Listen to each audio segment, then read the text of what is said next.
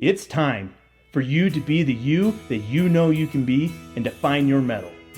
My name is Preston Ewell, and I'm the host of the Mettle Mentality Podcast. I'm a husband, a father, and American soldier. What is mettle? It's your strength of character that you rely on to endure hardship. It's your grit. Together we'll learn from some dedicated, passionate, mettle-minded individuals who define themselves by their grit and their graduation from suffering. Be mettle. Stay mettle. Hey everyone, I want to welcome you to Mettle Mentality. I am your host, Preston Ewell. For this episode, I had the opportunity to sit down with someone that I really admire. Major General Retired Jeff S. Burton. General Burton served in the United States Army for 37 years, the final 7 of those years as the adjutant general for the state of Utah. He's a man full of wisdom and experience. Truly, I believe, a man of strong character. I really admire him. So without further ado, here's Major General Retired Jefferson S. Burton. Pleasure. Let's talk about your career. How do you want me to refer to you as General? How do you want me to talk to you? You can call me Jeff. Sir, it's fine. It just feels weird calling you by your name. No, it's fine. Whatever you're comfortable with. I'm comfortable with anything. I'll just call you sir. How about that? I'll call you sir too. Okay. All right. Well, thank you, sir, for doing the show today. It's a pleasure to be able to be here in your home and talk to you. And when I begin these interviews, I'd like to get to know you a little bit. Helps with the conversation flow, and for the people listening too, I think it's really good to have them get to kind of get a sense of you outside of just what we're talking about. So I want to ask you a really important question. What's your opinion on Bigfoot? I'm convinced that Bigfoot does not exist. And my son and I looked for a long time. We never found any indicators. So you actually went squatching, huh? No, we chuckle about it. You know, all of us want to believe, right? Yeah. I mean, we would all love it if there were truly a Bigfoot, but I just don't think it's possible with the amount of people that are in these woods that they haven't been seen, especially in the Northwest. I have a lot of friends that live up there that have spent decades looking for Squatch, and really many of the evidences that were presented have been debunked. So guys wearing gorilla suits and so forth. So of course I want to believe. But I think that a primate that large could not exist without us knowing about it. Well, there are other opinions that it's not just a primate, that maybe it's something supernatural. Now, you didn't ask me that because I do believe in some of that. I mean, my friends, I have a lot of Navajo friends, and they believe in Yenagloshi and the skinwalkers. And so I don't say no to anything. I think it's important to have an open mind about things, but Bigfoot, I think that's a stretch, brother. Let's talk about you. Okay. Who were you before your military service? Talk. You did 37 years, is that correct? That's right. All in the Army National Guard? No, regular Army and active Guard Reserve, and then traditional as well. So, okay. So 37 years. So what year did you enlist? So I enlisted in 1982 after my LDS mission. I was a normal guy, very athletic, engaged in sports, involved in... What sports did you play? I was, I tried it all, but I settled on track, cross country, wrestling, a little football, but primarily those other 3. And really, I think that helped to mold me. I think sacrificing, learning how to suffer a little bit. Mm-hmm. I was a distance runner, so I learned how to endure a little pain, and I think that's an important aspect in all of our lives. Physical pain can be translated into emotional pain and vice versa. And I think as humanoids, we need to learn how to deal with those things. So for me, at a very young age, I wanted to be in the military. My father, all my uncles were combat veterans, and they were good men. They taught me all the characteristics I think we need to have. And so for me, after my mission, the military seemed like the right option. So where did you go on your mission? So I went to central Canada, Winnipeg, and I was with the native tribes primarily, 8 different Indian reserves, as they call them up there. Oh, wow. So do you feel that experience prepared you to be in the military, or did that experience, does it come to form your character in any way? Yeah, I think so. And I think every aspect of our lives, if we'll allow it to, can shape our character. For me, I just wanted to serve, and being on the reserve kind of did help me to want to do that more. I just wanted to be in a service industry, and I always believed in, I've always kind of subscribed to the Constitution. I've carried that around in my pocket most of my life. Wow. It means a lot to me as I reflect on the kind of world that I want to live in. Having been around the world many, many times, seeing the suffering and the pain, it's usually can be chalked up to bad governance. And I want to make sure that my family lived in a place where we had these core values of liberty and freedom. That's incredible. I'm incredibly patriotic, and partly why I enlisted in the military as well, but I have never considered carrying the Constitution in my pocket. Well, for me, it's just probably because I needed to know what it said. I think we all take an oath when we put on a uniform, but it's kind of important to know what you're taking an oath about. And so it's just been important to me to kind of try to understand it. And even now, I marvel at it because I think it's an amazing document. I don't know how we ever got that thing through Congress, but we did. And then it's really, America's just an experiment. Like, it's the first time in history anything like this has ever been done, and we're over almost 250 years, and we're still going, and we still have our problems, we still have our issues, we have our disagreements, but I think it's that document that ties us all together. Well, it's the fact that we can have those disagreements and speak about them. One of the terrible features of social media is the fact that we don't really talk to each other anymore. We talk at each other, and I believe that part of what makes America great has been our ability to talk to each other, to agree to disagree, and to resolve things peacefully, unlike it's done in many parts of the world. I agree with you 100% on that. Being able to communicate with each other and share your opinions, and in a civil manner, not throwing rocks at each other. And sometimes it seems like we're about at that point. Being able to do that it's truly a gift, and it's something I think we have an honor or an obligation to protect. And your military service, and over the past 37 years, you took the oath to do that. It's remarkable that you have a passion for freedom. I guess I would say is that accurate? Yeah, I think so. I think, but and all that entails, which means that people have choices, and people should be able to have choices. I think as Americans, sometimes we're a little spoiled unless you've seen what exists in the world around you. This is rare and infrequent to have this opportunity to choose. In some countries, in many, many countries, you don't get to express your opinion. Podcasts like this wouldn't be possible, or they'd be under the table black market because the government wouldn't approve. So I think it's a great place, and we need to really pay attention to how fortunate we are to have it. Yeah, that's excellent. So you enlisted in 1982. Did you enlist as you commissioned initially? No, so I enlisted as an enlisted man in 1982, and then shortly thereafter I was attending BYU, and I thought, hey, I'm gonna check into the officer program. So I did, and because I was prior enlisted, as they call it, I was able to skip 2 years of ROTC, and I got my commission as second lieutenant in 1984 at Brigham Young there, and then went off in the regular Army and experienced some pretty interesting times during the Cold War. The height of the Cold War, actually, stationed in Europe as a platoon leader.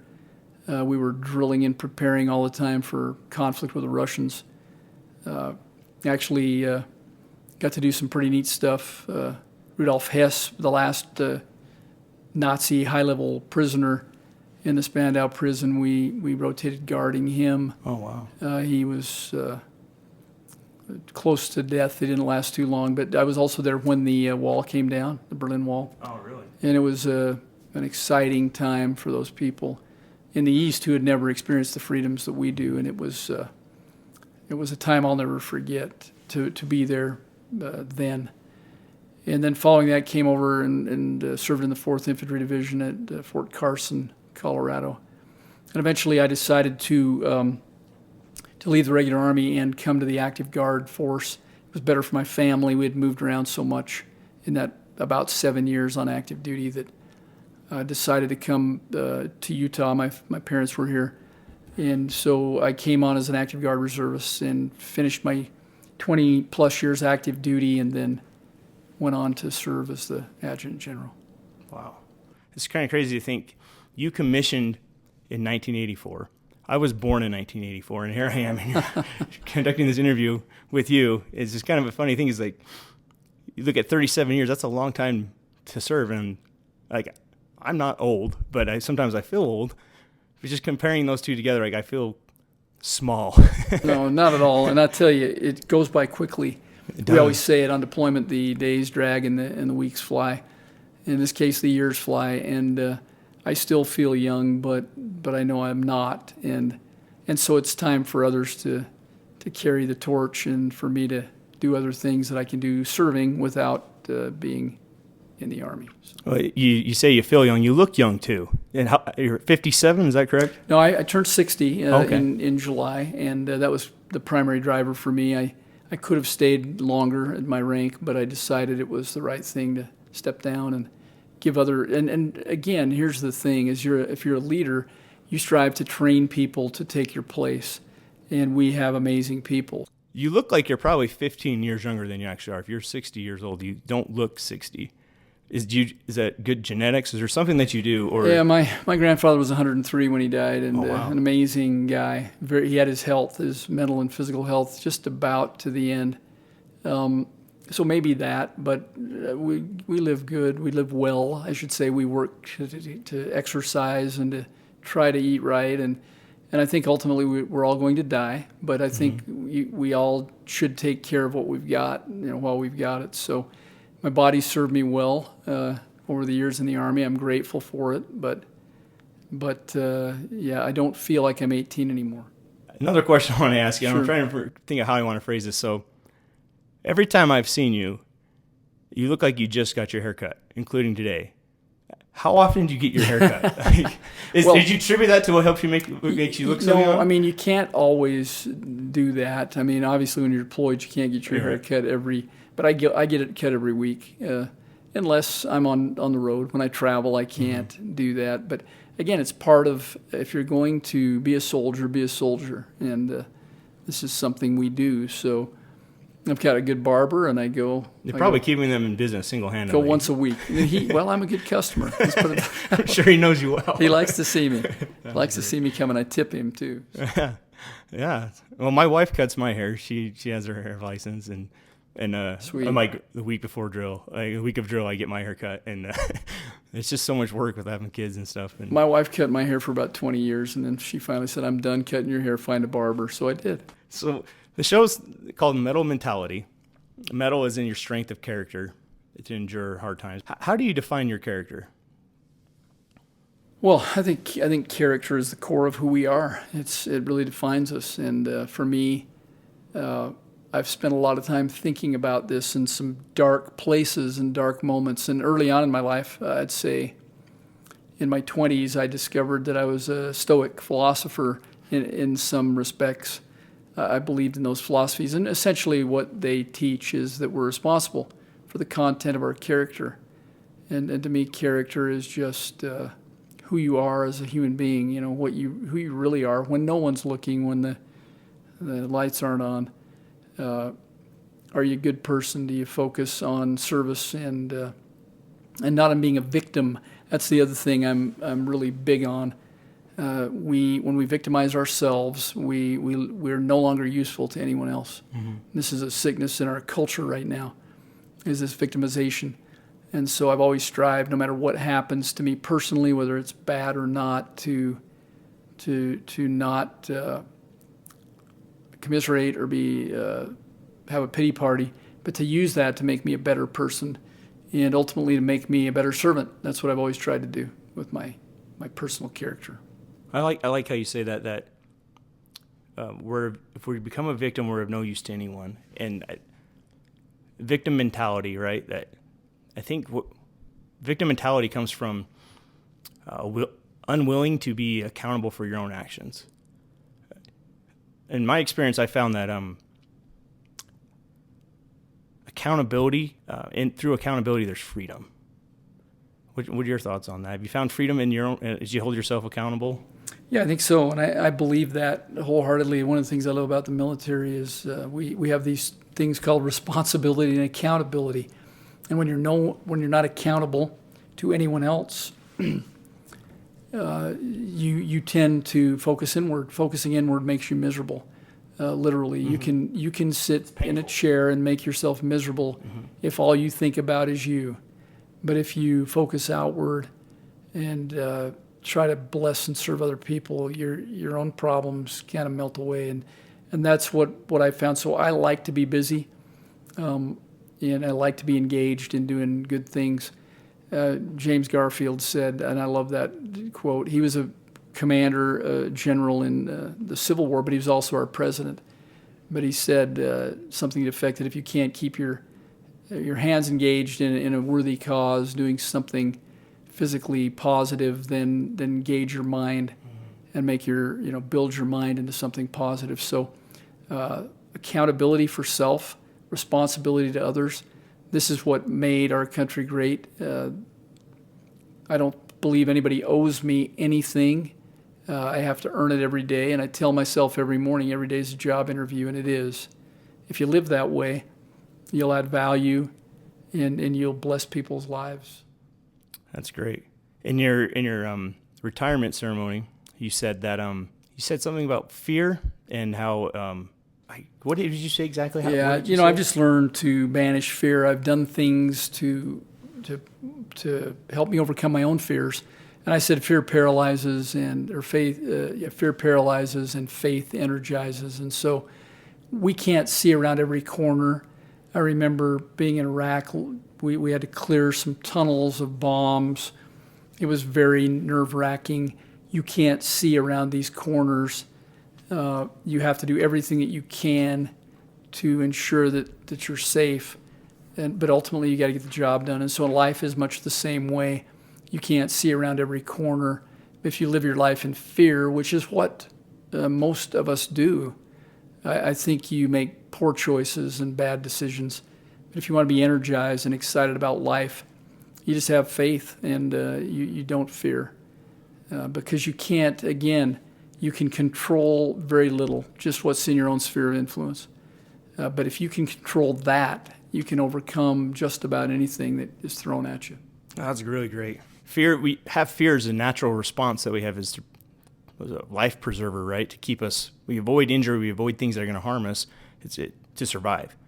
But once you obtain mastery over that fear, I really think your possibilities of what you want to achieve are unlimited. Well, fear is to get your attention, right? Like guilt is to get your attention. I need to change. Fear is to get your attention. I need to be careful, make sure this rope is hooked up correctly before I rappel off that cliff.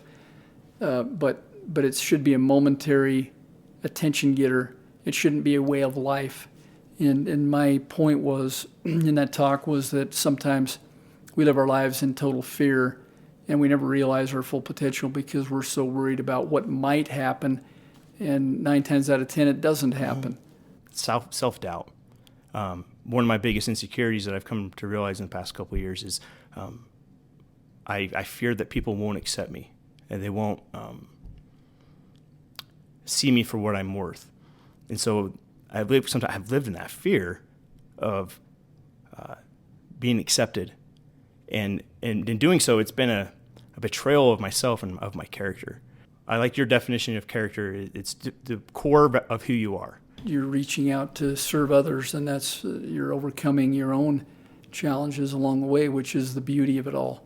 That's the key to this whole thing is, we need to serve. We need to reach out to our community and the people around us that are suffering. I always say if you walk by someone and you feel the urgency to say hello and to greet them, you should do it and make that eye contact because you never know. That person might be in crisis, might be somebody who's going to take their life.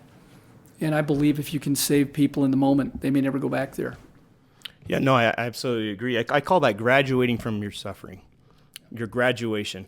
And I call it graduation because I've graduated from high school. I'm never going to go back to that. Like, I never have to go back to elementary school and learn all those basic life skills, I guess. And I'm never going to go back to high school as a student.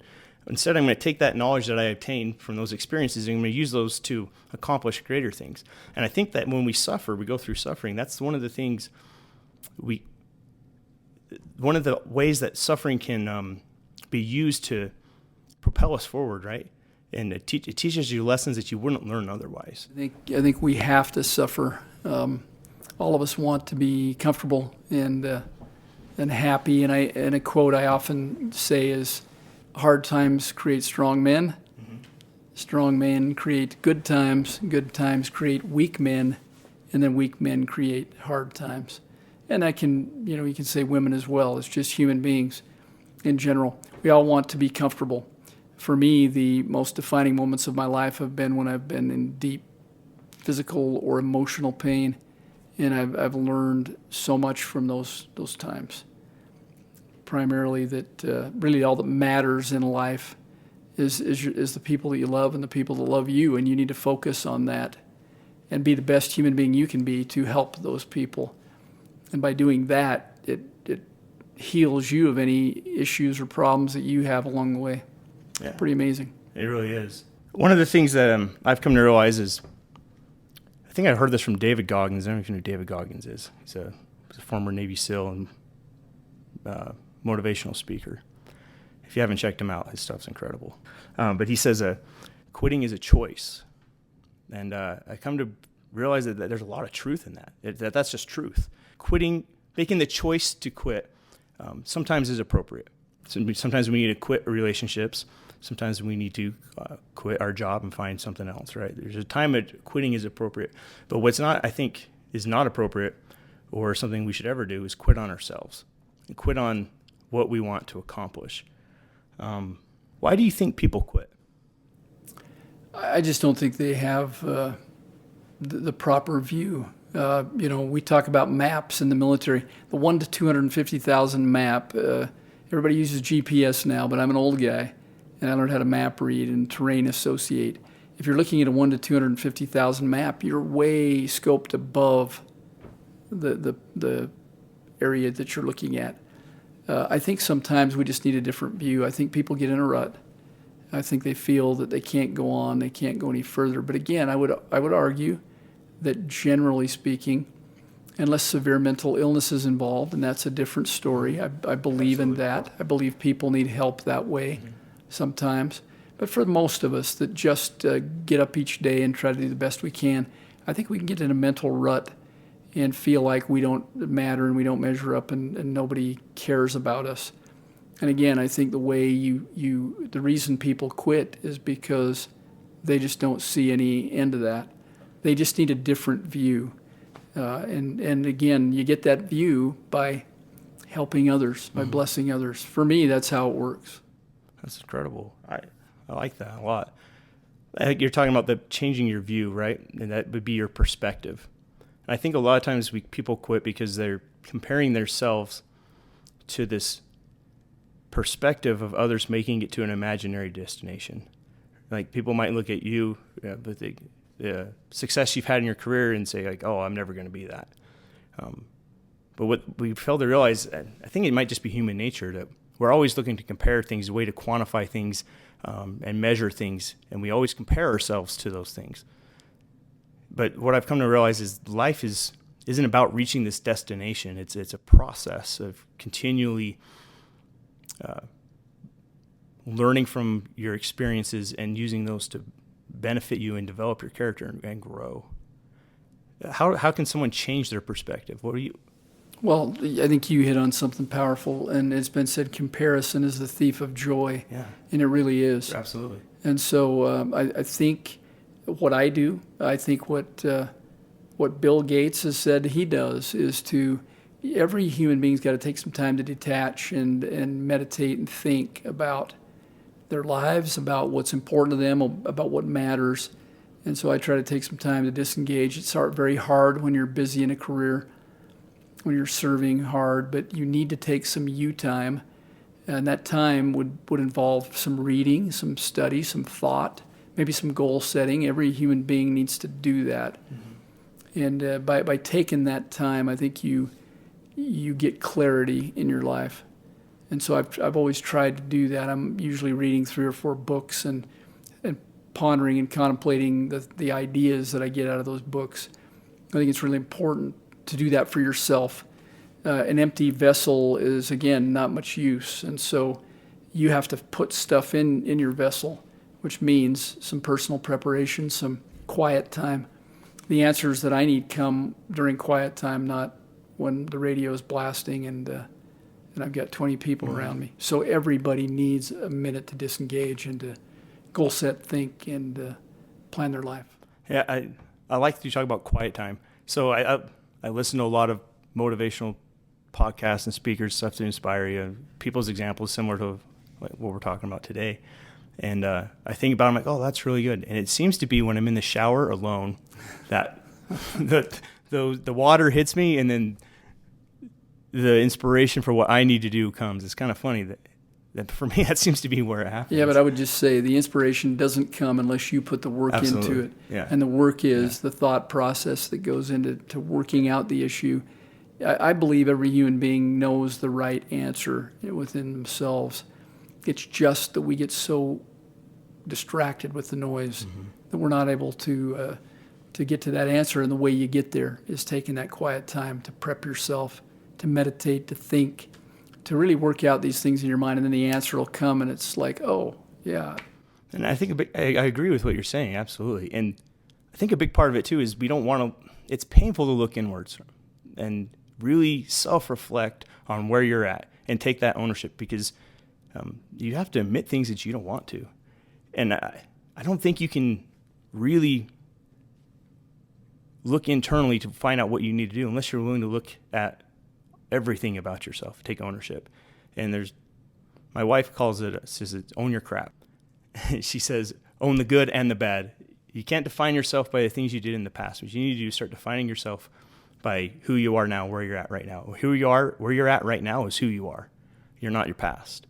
But I think it's hard sometimes to not take ownership of, and I say that, not define ourselves by our mistakes. You know, I think it's important that we're very open and clear about who we are and what we've done and where we're going. But again, as you said, we don't define ourselves by our past. We're always moving forward. That's the way we've got to be. And again, it comes to living in fear or not.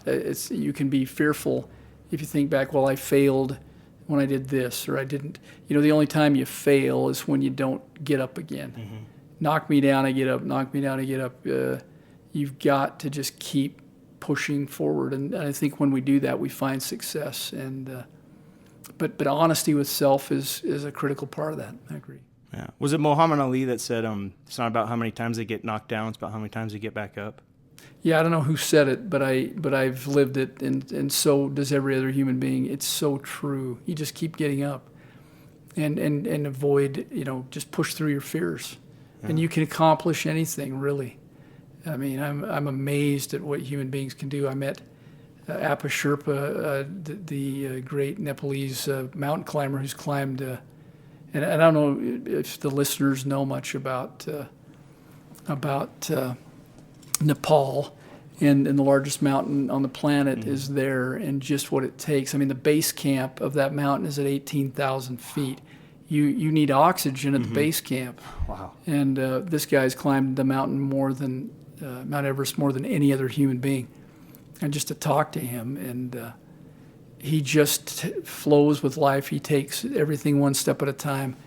I didn't feel any fear in that guy because he plans, he's wise, and he's fit and capable, and he just gets it done. To be able to climb Mount Everest one time sounds pretty terrifying to me. And just the work to be able to get to the point to even get there to try it. Right. I don't know. It's a lot. Right. And maybe I'm listening to my fears instead of challenging them, but it's just not something I have a desire to do. No, I think fear is a good thing to get your attention only, and that's good. Yeah. So let's talk a little bit about suffering. What are some of the experiences you've had where you suffered, and how did you use those to learn and grow and define who you are now? Well, I'll get personal here. My 18-year-old son took his life in front of me some years ago. It was a defining moment in my life. I'd worked with him, tried to help him, but he did have some serious illness, and at the time I didn't believe in that. I'm ashamed to say I thought it was all choice, and that you could overcome anything. I've learned that some people do have chemical imbalances, and my heart goes out to them. I remember that moment. Everything went into slow motion, and it was the worst moment of my life up to that point. And I remember thinking, I can let this destroy me, or I can use this to be a better person to help other people. And so, obviously, my wife and my other children, we decided to do that instead. And so, how did you do that? We started a suicide support group that was functional for well over a decade, helping people, getting people together who had experienced something similar. Because strangely, when that goes on in somebody's life, they feel like in that moment they're the only one suffering that. But there are many who have felt that. And so you bring people together, let them talk about it. We even had people come that said, well, I was thinking of taking my life, but after listening to this, I'll fight on. So that moment was extremely painful. And it's one of those gifts that keep on giving. I miss him every day. He was an amazing guy. But for him, he felt he'd lived 80 years and 18, and he had his reasons, which I won't get into here. But it defined me and made me a better person, made me kinder, made me less judgmental, made me more focused on helping people where they are in that moment. And then, beyond that, have had some painful times in combat. My best friend was killed in combat. Can we talk a little bit more about that? When was that deployment you were on? And it was he was killed. He was killed in October of 2003, and my battalion got the cordon and search mission to go seal off the area after he was killed.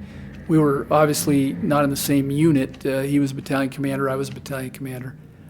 He was in the 101st Airborne, and it was just a very, because I just talked to him a few days before, and I know his family well. We loved his family, and it was a very difficult time to go through that, and to know that he would never go home to his two little boys and his beautiful wife. And but again, these moments, these painful moments, define you. Other times, we responded to every bombing in Baghdad.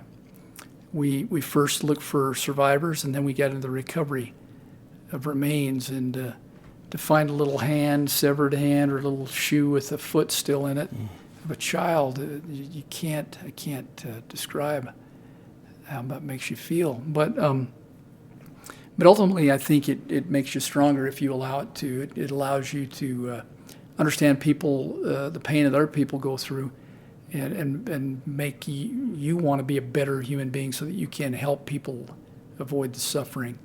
And in my case, it was just by being a good soldier, being strong, being fit, being capable, being a professional in the profession of arms. Those of us that wear the uniform, we don't take violence lightly. None of us want to commit violence. Oh. But we have to prepare ourselves so that we can defend the people and the principles that we believe in. And so all these things, though painful, have made me, I think, a better person, and more understanding of others, and more committed to being a stand-up, capable warrior, because there are many people in this world that don't want people to have peace and safety. They want to create chaos. That's just the way it is. And the only thing that they understand is power and force. And so being prepared is really what it's all about. Yeah. Well, I know it's not an easy topic for you to go back on. And I think it says a lot about who you are that you're willing to open up and share that with people as an example of overcoming hardship and how to benefit from. So I thank you for sharing that. Yeah. So let me just say this. Yeah. You talked about character at the beginning, and And character really is the core values that we espouse to. But the other thing I've really come to believe in is that we cannot allow external events to control our lives. Mm-hmm. And I think I've kind of demonstrated that just talking about some of the loss that I've had. But if you allow external events to control your life, then you're not in control. And so that's another aspect that I believe very strongly in. Good things happen to good people, but also bad things happen to good people. And what are you going to do about it is the question that I always ask myself. And again, it comes back to just make myself stronger so that I can help other people when they experience these same types of losses. So external events don't control us. And I think too many of our brothers and sisters allow external events to control them. And I think that's counterproductive. I think what you're saying right now is a great way of defining what having a Mettle mentality is. How can you expand on that more?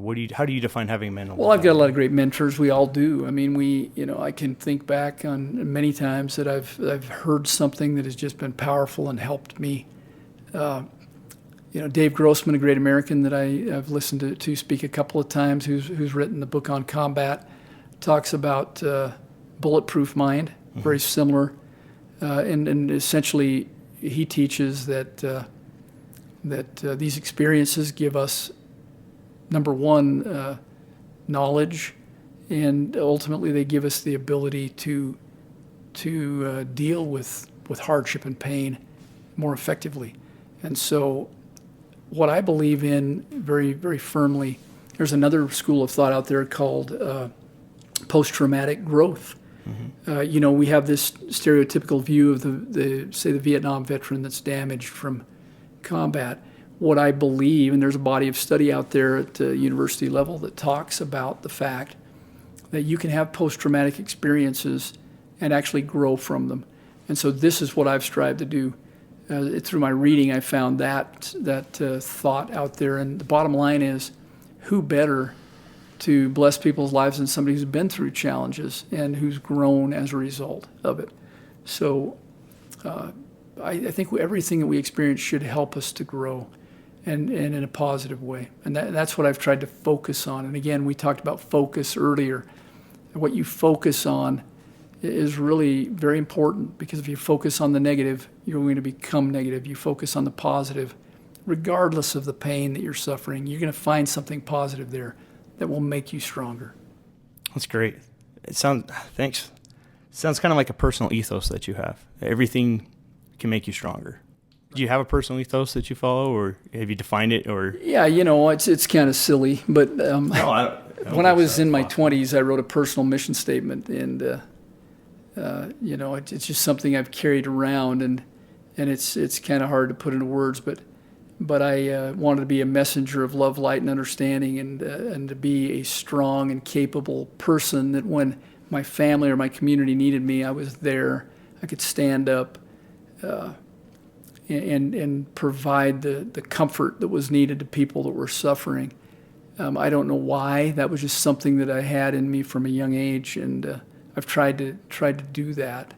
So it begins with physical preparation, physical strength. It begins with being very capable at my profession, the profession of arms, being the best that I can be at that.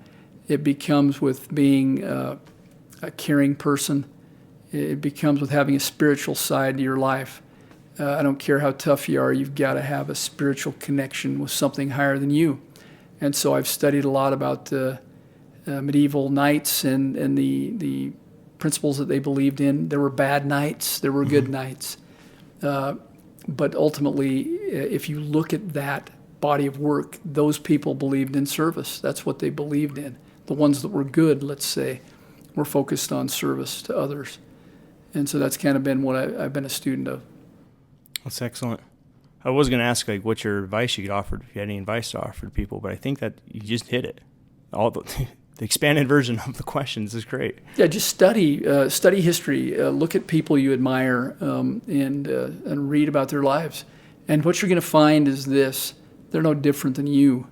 They all had self-doubt. They all had physical challenges, mental challenges, some of the greatest human beings ever to live.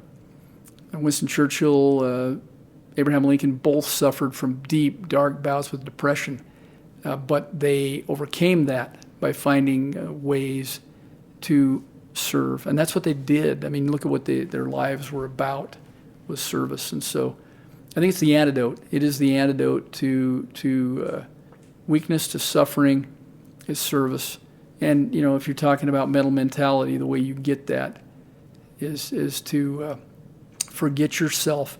And I'll just say this, if you study the Civil War, almost every historian or military expert really admired Robert E. Lee, even though he left the Union, which we didn't like. And he was didn't want to fight, but he felt like he needed to. But he believed in his state, and he fought for his state. And but even after the war, he was respected, and he became the president of Washington and Lee University. But I read once, and I think it's pretty commonly known, people respected him, and a lady sent him a letter and said, "What do I do to make my son be a good man? How can I make my son grow up to be good?" And his answer was very short. He just said, if you want your son to be a great man, teach him to deny himself. And so I think we need to learn how to do that in a way that helps to elevate our character. If we all did exactly what we wanted to do, this planet would be chaos. And so we have to choose the higher road. And sometimes it's painful to choose that road, but it's the right one to go on. Well, thank you for sharing your words of wisdom. We wrap up here. You have a lot of good insights. I think a lot of people are really going to benefit from your message today. And I just want to thank you for your time and your willingness to open up and share your personal experiences with us.